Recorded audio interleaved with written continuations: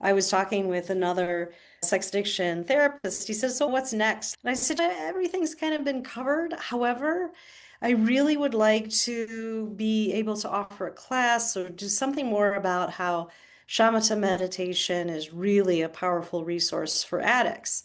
And it just sort of popped out. And then I thought, wait, this is really important, I think.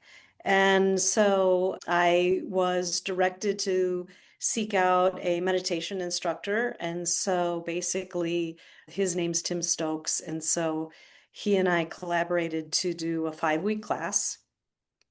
And each class was an hour and a half. And my goal, of course, was to have recovering addicts take the class and see how it affected them. Was it going to make a difference in their recovery or not? And if so, how? And I was warned, it was very interesting, Tim. I was warned by people, oh, sex addicts, no, if you let them sit with their own minds for more than 2 minutes, no, they're going to act out, they're going to have a relapse, they're not going to be able to take it. It's going to Wow. be really, yeah, I was warned. And I thought, really? I don't know. I think they're more resilient than that. I think they can do this.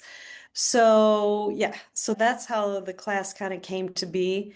Tim Stokes has been a meditation instructor, I think, for 40 years. So he's been meditating forever. And so it was a great experience. Tim, I'm curious, what did you get out of it?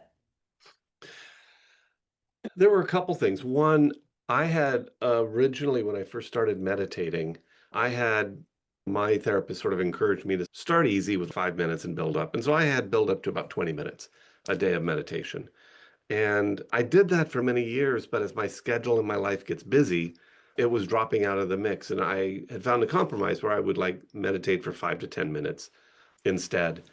And when I was taking the class with you and Tim Stokes, I don't remember which class, I think class 3 or something, there was the challenge of see if you can sit for 20 minutes, which I hadn't done for a long time.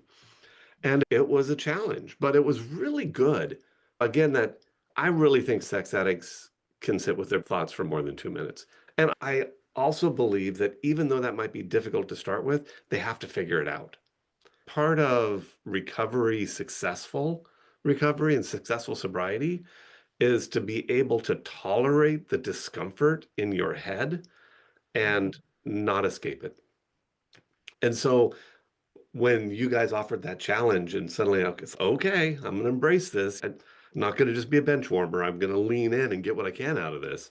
And so I was sitting for 20 minutes and what came up for me was this phrase that in some of the sports I played, it's like, you can do anything for 500 meters. You can do anything for this. And so I was sitting there, and as my mind is wandering, and as I'm sort of like finding it a little bit hard to sit there as long as I had, the phrase that came up for me was like, oh, I can do anything for 20 minutes.